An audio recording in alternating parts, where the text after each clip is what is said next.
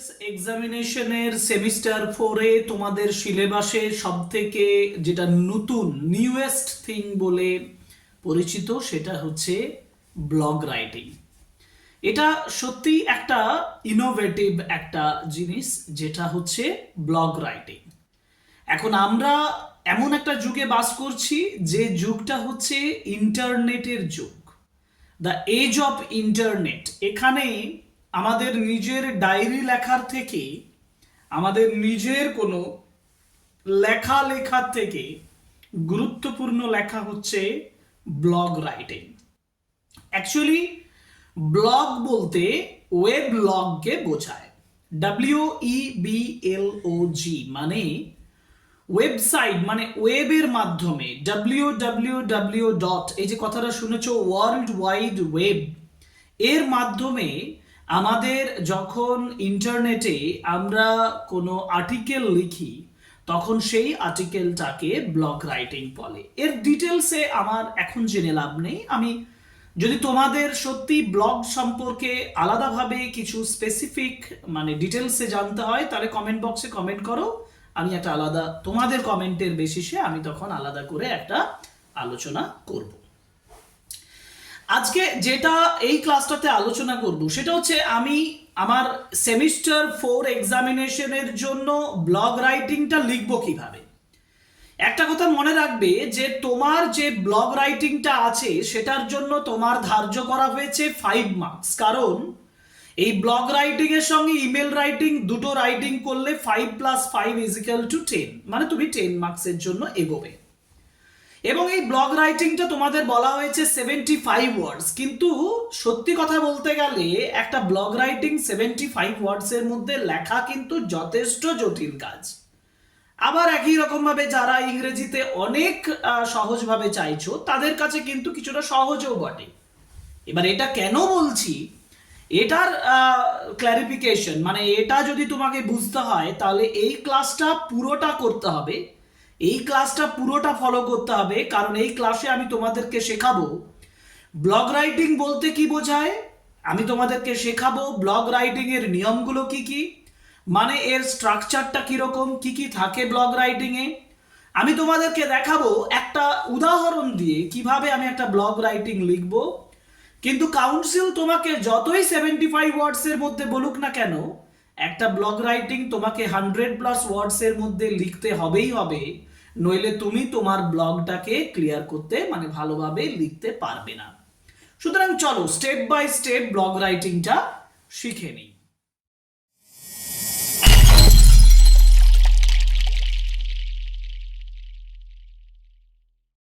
প্রথমত যেটা আমি আলোচনা করব সেটা হচ্ছে যে একটা ব্লগ রাইটিং এর পার্টিকুলারলি ফিচার্সগুলো কি কি, বিশেষ বৈশিষ্ট্যগুলো কি কি। দেখো, বিশেষ বৈশিষ্ট্যের মধ্যে পড়ে যে তুমি যে আর্টিকেলটা বা যে ব্লগটা লিখছো, এখন একটা কথা তোমার মাথায় থাকা দরকার যে তুমি লিখছো ওয়ার্ড ফর্মে, মানে লিখার ফর্মে, আর্টিকেল ফর্মে, ভিডিও ফর্মে নয়। ভিডিও ফর্মে হলে কিন্তু সেটা ব্লগ নয়, সেটা হয়ে যায় ভ্লগ। ভিডিও ব্লগ = ভ্লগ, সেটা সবাই জানো তো, কম বেশি তোমরা বেশি জানো, আচ্ছা বেশি জানো, ঠিক আছে। তো আমি যখন ব্লগ লিখবো, আর্টিকেল লিখবো, তখন আমার প্রথম বৈশিষ্ট্য হচ্ছে যে রেগুলারলি আমার আপডেটেড কন্টেন্ট থাকবে আমার ব্লগের ভিতরে। আউটডেটেড কন্টেন্ট খুব কম থাকে, যদি না সেটা এডুকেশনাল হয়, পাস্ট ইনসিডেন্ট হয়, বিভিন্ন বিষয়, যাই হোক আমাকে রেগুলারলি আপডেটেড কন্টেন্ট রাখতে হয়। এবার আরেকটা বিষয় হচ্ছে রিভার্স ক্রোনোলজিক্যাল অর্ডার। এটা একটু বোঝাই, ধরো তোমার একটা মানে পার্সোনাল ব্লগ আছে, ওয়েবসাইট, ব্লগ ওয়েবসাইট মানে ব্লগ সাইট রয়েছে, একটা ডোমেন আছে। এখন সেই ডোমেনে তুমি যখন তোমার আর্টিকেলগুলো পাবলিশ করো না, তোমার রিসেন্ট যে পাবলিশড করা আর্টিকেলটা প্রথমে দেখায়, যার জন্য বলছে রিভার্স ক্রোনোলজিক্যাল। মানে হিসাব মতন তুমি কি এক্সপেক্ট করতে পারতে, তুমি ধরো একটা আর্টিকেল লিখেছো, প্রথমে অতীতের যে আর্টিকেলটা প্রথম লিখেছো সেটা তোমার আগে আসা উচিত ছিল না। ব্লগের ক্ষেত্রে কি হয়, তুমি যেটা রিসেন্ট যে আর্টিকেলটা করেছো সেটার উপরে বেশি জোর দেওয়া হয় এবং সেটা প্রকাশ করা হয়। এবার হচ্ছে যে তোমার ব্লগের উপরে রিডার্সরা কমেন্ট করবে এবং এনগেজ করবে, যেটাকে আমরা বলি মানে ইন্টারসিটিভিটি, এক কথায় ইন্টারাকশন করবে। রিডার্সরা তোমার লেখা কেমন লেগেছে, তোমার লেখার পরিপ্রেক্ষিতে কমেন্ট করবে। কমেন্ট করার জায়গা কোথায়? কমেন্ট বক্স থাকবে, তার জন্য কমেন্ট বক্স আলাদা করে থাকবে ব্লগে। ইনফর্মাল বা ফর্মাল টোন, তোমার বিষয়ের উপরে ফর্মাল এবং ইনফর্মাল বিষয়টা নির্ভর করবে। তুমি ফর্মাল টোনে লিখবে যদি ফর্মাল সাবজেক্ট ম্যাটারের উপরে লেখো, ইনফর্মাল টোন করবে যদি সেটা পার্সোনাল হয়, ব্যক্তিগত হলে ইনফর্মাল টোন ব্যবহার করবে। আরেকটা হচ্ছে ক্যাটেগরাইজেশন এবং ট্যাগিং, এবং ক্যাটেগরাইজ করতে হবে। ধরো তুমি ফ্যাশন নিয়ে করছো, জামা প্যান্ট বিভিন্ন ধরনের নিয়ে তুমি লেখা লিখছো, ফ্যাশন হবে। ধরো তুমি ইতিহাস নিয়ে লিখছো, এডুকেশন ক্যাটেগরি হবে। এই ক্যাটেগরিটা একটু উল্লেখ করে দিতে হয়। আর টপিক্সের উপরে ট্যাগিং, যে টপিকটা তুমি চুজ করছো সেই টপিকের উপরে কিছু ট্যাগ ব্যবহার করতে হয়, যে ট্যাগ তোমাকে গুগল বা যে কোনো সার্চ ইঞ্জিনে তোমাকে র্যাঙ্ক করতে সাহায্য করে। এগুলো আমার ইম্পর্টেন্ট নয়, আমার ইম্পর্টেন্ট হচ্ছে পরের বিষয়টা, মানে যে স্যার এগুলো হচ্ছে কি ফিচার্স, কিন্তু কত ধরনের ব্লগ আছে এটা তো জানা দরকার। তোমার মধ্যে ধারণা থাকা দরকার যে কত ধরনের ব্লগ আছে। কেন ধারণা থাকা দরকার? ধারণা থাকা এই জন্য দরকার কারণ তোমার পরীক্ষায় কি ধরনের ব্লগ দেবে সেটা এখান থেকে তুমি বুঝতে পেরে যাবে। পরীক্ষায় একটা সাবজেক্ট ম্যাটারের উপর একটা ব্লগ লিখতে দেবে, সেই ব্লগটা তোমার পার্সোনাল, যার জন্য আমি বলেছি টাইপস অফ দ্য ব্লগ। প্রথমত তোমার পার্সোনাল ব্লগ এক্সপিরিয়েন্স, তোমার ব্যক্তিগত অভিজ্ঞতার উপরে তোমাকে একটা ব্লগ লিখতে দিতে পারে। নিচ ব্লগ মানে একটা সাবজেক্ট ম্যাটারের উপরে, কোনো এডুকেশনাল যদি সাবজেক্ট হয়, হ্যাঁ সেই বিষয়ের উপরে যখন তুমি আর্টিকেল লিখছো তখন নিচ ব্লগ বলছে, অর্থাৎ এডুকেশনাল ম্যাটার। হেলথ টেকনোলজির উপরে তোমাকে একটা ব্লগ লিখতে দিতে পারে। বিজনেসের উপরে ব্লগ মানে বিজনেস ম্যাটারের উপরে, ইকোনমিক্সের উপরে হতে পারে। এমনকি অনলাইন বিভিন্ন ইকোনমিক্যাল যে বিষয়গুলো আছে, অর্থনৈতিক বিষয়, সেগুলোর উপরেও লিখতে পারে, যেমন শেয়ার মার্কেট, তারপরে তোমার মিউচুয়াল ফান্ডস। কিন্তু এগুলো তোমাদের পক্ষে অনেক হাই লেভেল, এগুলো তোমাদেরকে দেবে না। এডুকেশনাল ব্লগ আছে, আর নিউজ ব্লগ মানে কোনো রিসেন্ট নিউজের উপরে একটা ব্লগ দিতে পারে তোমার কাছে। মানে তোমার এইচএস পরীক্ষার জন্য যে ব্লগটা ইম্পর্টেন্ট সেটা হচ্ছে পার্সোনাল, এটা। দ্বিতীয়ত হচ্ছে হেলথ অ্যান্ড টেকনোলজিটা নয়, হেলথটা ইম্পর্টেন্ট। এডুকেশনাল ব্লগ 3 আর নিউজ ব্লগ 4। সব থেকে গুরুত্বপূর্ণ হচ্ছে এডুকেশনাল ব্লগ আর পার্সোনাল এক্সপিরিয়েন্সেস। এবার আমার থার্ড স্টেপে যাব। থার্ড স্টেপ মানে আমার ব্লগে কি কি করতে হবে। ইয়েস, এইটা খুব গুরুত্বপূর্ণ। মানে তোমরা ভিডিওটা শুরু করা মানে ক্লাসটা শুরু করার সময় থেকেই যেটা চাইছো যে স্যার আমাকে কিভাবে লিখতে হবে বলুন, আমি একটা ব্লগ লিখবো কিভাবে বলুন, তাই না? তো আমি সেটাই এবার আলোচনা করছি। ধরো তোমাকে একটা ব্লগ লিখতে হচ্ছে, কি করবে? ফার্স্ট স্টেপ, ব্লগটা লেখার প্রথম স্টেপ হচ্ছে তোমাকে একটা টাইটেল দিতে হবে, এবং সেটা ক্যাচি হবে, যথেষ্ট অ্যাট্রাকটিভ হবে, যথেষ্ট রেলিভেন্ট হবে। আমি এক্সাম্পল পরে বলছি। যে কোনো বিষয়ের উপর আর্টিকেল লিখতে যাও, যে কোনো বিষয়ের উপরে ব্লগ লিখতে যাও, তোমার টাইটেল একটা দিতে হবে, মেন টাইটেল, ঠিক আছে? এবার তোমার প্রশ্ন হচ্ছে স্যার এটা কি আমি ক্যাপিটালে লিখবো? না, ক্যাপিটালেও লিখতে পারো, স্মলও লিখতে পারো, ক্যাপিটাল স্মল মিশিয়ে লিখতে পারো, ফার্স্ট লেটারগুলো ক্যাপিটাল লিখতে পারো, তোমার মতন। তবে আমি তোমাকে বলবো, যেটা আমরা গুগল, ইয়াহু বিভিন্ন যে সার্চ ইঞ্জিন রয়েছে সেই সার্চ ইঞ্জিনগুলোতে দেখেছি যে প্রত্যেকটা টাইটেলের যে ওয়ার্ডগুলো আছে সেই ওয়ার্ডগুলোর ফার্স্ট লেটারগুলো সাধারণত ক্যাপিটাল করা হয়। আমি তার জন্য তোমাদেরকে বিশেষভাবে ইনস্ট্রাকশন দেব, টাইটেলের ক্ষেত্রে তোমার লেখার প্রত্যেকটা ওয়ার্ডের ফার্স্ট লেটারগুলো তুমি ক্যাপিটাল করবে। তুমি প্রিপোজিশনস এবং আর্টিকেলটা বাদ দিতে পারো, ঠিক আছে? তাও কোনো একটা বইয়ের নাম যদি লিখতে হয় তাহলে সেক্ষেত্রে আর্টিকেলটাও ক্যাপিটাল করতে হয়, ঠিক আছে? Number 1 step.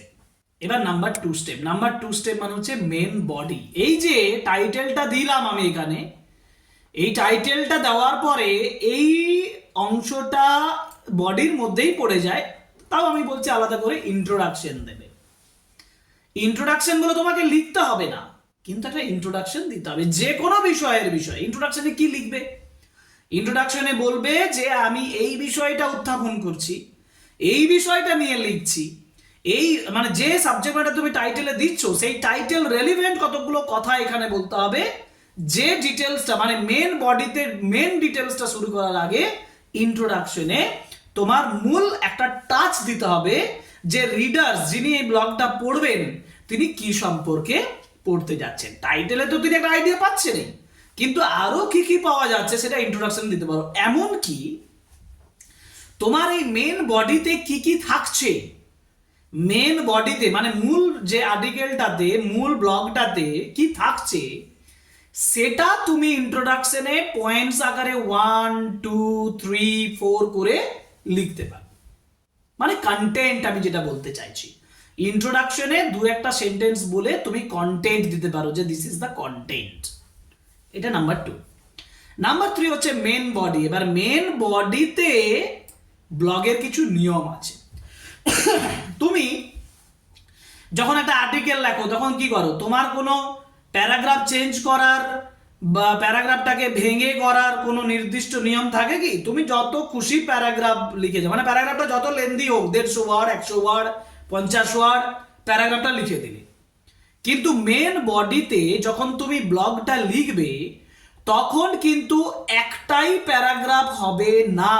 একটা প্যারাগ্রাফ 80 ওয়ার্ড 70 ওয়ার্ড 100 ওয়ার্ড এটা হবে না। নিয়ম হচ্ছে মেন বডিতে যে লেখাটা তুমি লিখছো সেই লেখাটাকে কতকগুলো সাব হেডিং এর মাধ্যমে প্রকাশ করবে। সাব হেডিং, এই যে টাইটেল দিয়েছো না এটা হচ্ছে হেডিং, বা এইখানে তুমি একটা মেন বডিতে টাইটেল দিতে পারো সেটা হেডিং। টাইটেলটাও যেমন হেডিং, ইন্ট্রোডাকশনটাও একটা হেডিং, মানে ইন্ট্রোডাকশনে তুমি লিখো কথাটা তাহলে এটা একটা হেডিং, এবং কন্টেন্ট যদি তুমি লিখো সেটা একটা সাব হেডিং মানে সাব হেডিং। এই যে ইন্ট্রোডাকশনের আন্ডারে আমি তোমার কন্টেন্ট লিখতে বললাম না, ওই কন্টেন্টটাও একটা সাব হেডিং। মেন বডিতে তুমি সাবজেক্ট ম্যাটার একটা লিখতে পারো, মেন বডি বলে লিখবে না। যে বিষয়ের উপরে লিখছো সেই বিষয়ের বিষয়টা লিখবে, লিখলেই তারপরে সাবহেডিং সাবহেডিংস বলে লিখবে না, মানে এগুলাকে একটা পয়েন্টস লিখবে। আমি একটা এক্সাম্পল করে দেবো তখন ক্লিয়ারলি বুঝতে পারবে। তো এইগুলো কতগুলো সেকশনে ভাগ করবে, তারপরে ওই সাবহেডিং এর আন্ডারে একটা ছোট ছোট করে প্যারাগ্রাফ দেবে। ছোট ছোট করে মানে সবচেয়ে ভালো হয় যদি তুমি সেটা 15 to 20 ওয়ার্ডস এর মধ্যে একটা প্যারাগ্রাফ লিখতে পারো, কারণ তোমাকে তো 100 ওয়ার্ডস এর মধ্যে বা 120 130 ওয়ার্ডে লিখতে হবে, তাই না? তাহলে তুমি প্যারাগ্রাফগুলো ছোট ছোট করে লিখবে, কয়েকটি সাবহেডিং দিয়ে প্রত্যেকটা সাবহেডিং একটি করে প্যারাগ্রাফ দিয়ে দেবে। আরেকটা গুরুত্বপূর্ণ বিষয় হচ্ছে বুলেট পয়েন্টস আর লিস্ট। এটা তো দিলামই, মানে প্রত্যেকটা সাবহেডিং এর আগে একটা করে বুলেট পয়েন্ট দেবে। বুলেট পয়েন্ট মানে গোল চারকোনা এগুলো পয়েন্ট হয় না, সেই পয়েন্টগুলো দিতে হয়। ইমেজেস অ্যান্ড ইনফোগ্রাফিক্স, দেখো ধরো তুমি একজন বায়োগ্রাফি লিখছো, বায়োগ্রাফিতে যে ব্যক্তির বায়োগ্রাফি লিখছো তার ছবিটা দিয়ে দিলে। ছবি তো পরীক্ষার সময় আঁকা যাবে না, তাহলে তুমি একটা জায়গায় ইমেজটার জায়গা করবে কি করতে পারো, লেখাটার ডান দিকে একটা ছোট্ট বক্স করে একটা ইমেজ বলে লিখে দিলে, তোমাকে ইমেজ আঁকতে হবে না। আর অথবা তুমি যদি একটা ম্যাথমেটিক্যাল বিষয়ের উপরে লেখো, ধরো একটা গ্রাফ এঁকে দিলে, এই যে বলছে ইনফোগ্রাফিক্স, গ্রাফ এঁকে দিলে গ্রাফটাও থাকলো। এটা ব্লগের খুব গুরুত্বপূর্ণ একটা বিষয়। মানে শুধু লেখা পড়লে আমাদের কিন্তু খুব একটা অ্যাট্রাকটিভ হয় না। সেই ফার্স্ট যে টেক্সটটা তোমাদের মনে আছে, অ্যালিস ইন দ্য ওয়ান্ডারল্যান্ডে অ্যালিস গল্পটাকে খুব মানে ইনঅ্যাটেন্টিভ হচ্ছিল, কেন অ্যাট্রাকটিভ বলে মনে হচ্ছিল না, কেন? বলছি কোনো ছবি নেই, এ লেখা আবার লেখা কি যেখানে ছবিই নেই। অ্যালিস মনে করেছিল না, যেরকম তোমারও মনে হতে পারে। তার জন্য ব্লগে খুব গুরুত্বপূর্ণ জিনিস হচ্ছে লেখার পাশাপাশি একটা ছবি দেওয়া, ইমেজ দেওয়া। একটা কেন, দুটো তিনটে দিতে পারো, কোনো অসুবিধা নেই, ছবি আঁকার দরকার নেই পরীক্ষার খাতায়। আর কিছু এক্সাম্পলস এবং অ্যানেকডোট দিতে হবে। হয়ে গেল মেন বডি। মেন বডি লেখার পরে লাস্টে তোমাকে একটা কনক্লুশন দিতে হবে, মানে মূল বিষয়টা এই হলো, এই বিষয় এই নিয়ে এই নিতে হবে। কিন্তু সবথেকে গুরুত্বপূর্ণ বিষয় এখানে একটা সাব হেডিং করে লিখতে হবে, তোমাকে সাব হেডিং করে লিখতে হবে, সেটা হচ্ছে আস্ক ফর রিডার্স এনগেজমেন্ট আর সিটিএ।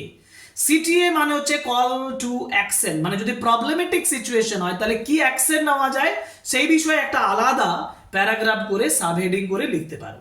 কিন্তু সবার শেষে আস্ক ফর এনগেজমেন্ট মানে রিডার্স যিনি লিখছেন তিনি যাতে এই লেখাগুলোর সঙ্গে এনগেজ হয়ে থাকেন সেই বিষয়টা তোমাকে দেখতে হবে, যার জন্য এখানে একটা বক্স করে তোমাকে বিভিন্ন সোশ্যাল আইকন মানে যেগুলো আমাদের সোশ্যাল মিডিয়া আছে, ফেসবুক আছে, হোয়াটসঅ্যাপ আছে, টেলিগ্রাম আছে, তারপরে তোমার ইনস্টাগ্রাম আছে, এইগুলো টুইটার আছে, এইগুলো সব একটি করে এরকম 4টে বক্স করে 4টের নাম লিখে দিলে, মানে ফার্স্ট লেটারগুলো দিলে, ধরো ফেসবুকের এখানে এফ লিখে দিলে, এখানে টুইটারে টি লিখে দিলে, হ্যাঁ, এইভাবে একটা বক্স করে তুমি সোশ্যাল মিডিয়া আইকনগুলো দিতে পারো। বোঝা গেল তাহলে ব্লগ কিভাবে লিখতে হয়? আচ্ছা, একটা এক্সাম্পল দেখা যাক না নাকি? একটা এক্সাম্পল দিয়ে আমি তোমাদেরকে দেখাই যে আমি ব্লগটা কিভাবে করব। দেখো লিখেছি দ্য ইম্পর্টেন্স অফ ট্রিজ, খুব গুরুত্বপূর্ণ হবে এটা, কিন্তু টাইটেল তোমাকে ঠিক এইভাবে সাজাতে হবে পরীক্ষার খাতায়। ইম্পর্টেন্স অফ ট্রিজ লিখে দিলে, এবারে তোমাকে ইন্ট্রোডাকশন দিলে, দেখো ইন্ট্রোডাকশনে কিন্তু আমি বলেছি তুমি পয়েন্টস দিতে পারো, এটা একটা হেডিং। ইন্ট্রোডাকশন লিখে দিলে, trees are essential to life on earth, they keep environment clean, support biodiversity, provide countless benefits to humans, animals, and the planet. In a world facing pollution and climate change, trees are most important than ever. ছোট্ট trees সম্পর্কে এটা introduction দেওয়া হলো। এবার আমার আরেকটা heading দিচ্ছি, why trees matter, এটা হচ্ছে মেন হেডিং, যেটা মেন বডির মেন হেডিং হয়ে গেল। এই হেডিংটা লেখার পরে সাব হেডিং, দেখো সাব হেডিং এ দিচ্ছি দে পিউরিফাই এয়ার, আর সাব হেডিং এর আন্ডারে একটা সেন্টেন্স দিয়েছি, trees absorb carbon dioxide and release oxygen, making the air fresh and healthy. They also trap dust, smoke, and pollutants, acting as natural air filters. তারপরে subheading দিচ্ছি they protect the soil, trees root hold, মানে এটা একটা subheading, কিন্তু আমি আবার বলছি এটা একটা সাবহেডিং, একটা সাবহেডিং, দুইটা সাবহেডিং, এই যে বুলেট দেওয়া হয়েছে 1 2 করে বুলেট দেওয়া হয়েছে, এগুলো সব নিয়ম, এগুলো ব্লগের নিয়ম। They protect soil, trees roots hold the soil together, preventing erosion. This reduces floods, landslides, and protects fertile land. এগুলো নোট করে নাও খাতায়, তুমি ইজিলি ব্লগ লিখতে পারবে। They support wildlife, এটা হচ্ছে সাবহেডিং, they support wildlife, এটা আরেকটা subheading. Forests are home to birds, animal, insects. Trees help maintain ecological balance by supporting many species. এগুলো ছোট্ট বিষয়, ছোট ব্লগ, 100 ওয়ার্ডস 120 ওয়ার্ডস এর ব্লগ। তোমাকে 500, যদি তুমি সত্যি একজন ভালো ব্লগ রাইটার হতে পারো ভবিষ্যতে, তোমাকে 500 600 700 1000 ওয়ার্ডস এ লিখতে হবে, ঠিক আছে? এবং সেখানে অনেক ব্যাপার থাকে, সেখানে কিওয়ার্ডস রিসার্চ আছে, ট্যাগিং আছে, ক্যাটেগরিজ আছে। আমি তো ক্যাটেগরিজ এখানে দিয়েও নি, তাই না? ক্যাটেগরিজ দিতে গেলে নিচে ক্যাটেগরিজ জায়গা আছে, আমি বলে দেবো কোথায় দিতে হবে। 4 number subheading, they provide resources, trees give us fruits, woods, medicines and many raw materials essentially for daily life and industries. Okay, clear হয়েছে। 5 subheading, they cool the environment, trees provide shade and reduce heat specially in cities, they lower temperatures and improve climate conditions. Okay, হয়ে গেল। এবার conclusion heading, আরো heading এসছে conclusion. Trees are the vital for healthy planet and sustainable future. Protecting trees means protecting life itself. হয়ে গেল। এবার CTA, call for action, তাই না? Call to action, plant a tree today, এই যে call to action, call করতে হবে, মানুষকে অ্যাট্রাক্ট করতে হবে। Plant a tree today, protect the ones around you and inspire others to the same. Together we can make the earth greener and healthier. আমরা একসাথে এই পৃথিবীটাকে গ্রিনার করতে পারবো, হেলদিয়ার করতে পারবো, ঠিক আছে? এরপরে নিচে তুমি এরকম বক্স করবে, সোশ্যাল মিডিয়া আইকন দেবে, এরকম 4টে বক্স করবে, 4টে বক্স করে একটাতে ফেসবুক লিখবে, একটাতে হোয়াটসঅ্যাপ লিখবে, একটাতে টুইটার লিখবে, একটাতে ইনস্টাগ্রাম লিখবে, হ্যাঁ, লিঙ্কডইন লিখবে, এগুলো সব লিখবে, লিখে সোশ্যাল মিডিয়া ইয়েটা দেবে। আর তার নিচে আরেকটা জায়গা লিখবে, সেটা হচ্ছে ক্যাটেগরিজ, কথাটা লিখবে ক্যাটেগরিজ লিখে হাইপেন দিয়ে বিষয়টা, দেখো সাবজেক্ট ম্যাটারটা যে বিষয়ের উপরে, সেই বিষয়ের উপরে তোমাকে ক্যাটেগরিজটা দিতে হবে। যেমন এখানে আমরা ট্রিজ সম্পর্কে লিখেছি, মানে ক্যাটেগরিজটা হচ্ছে এডুকেশন, তাহলে আমি এখানে লিখবো এডুকেশন, তাহলে ক্যাটেগরি লেখা হবে এডুকেশন। আরো অনেক বিষয় থাকে, ট্যাগিং থাকে, হ্যাঁ হ্যাশট্যাগস থাকে, আমি সেগুলো নিয়ে এখানে লেখার দরকার নেই বলেই মনে করি। তোমরা পরীক্ষার হলে ঠিক এইভাবে একটা ব্লগ রাইটিং লিখে ফেলতে পারো। তাহলে আলোচনা করা হলো ব্লগ রাইটিং ক্লাস 12 সেমিস্টার 4। তোমরা আশা করি বুঝতে পেরেছো ব্লগ রাইটিং কেমন ভাবে লিখতে হবে, ব্লগ রাইটিং সোজা না জটিল। এক্সাম্পল দেব খুব শীঘ্রই, আমরা রাইটিং এর ব্লগ রাইটিং এর এক্সাম্পল নিয়ে আসবো, আমি ব্যাখ্যা করে করে তোমাদেরকে বুঝিয়ে দেব। একটু ওয়েট করো, এখনো অনেক সময় আছে এক্সামকে, আমরা একটার পর একটা ক্লাস নিয়ে আসছি তোমাদের জন্য। সুতরাং আমাদের ক্লাসে জয়েন করো, সাবস্ক্রাইব করো, লাইক করো, কমেন্ট করো, শেয়ার করো ভিডিও। পরের ক্লাসে আবার দেখা হবে নতুন একটা ভিডিও নিয়ে, নতুন একটা ক্লাস নিয়ে আসবো খুব শীঘ্রই। Thank you very much.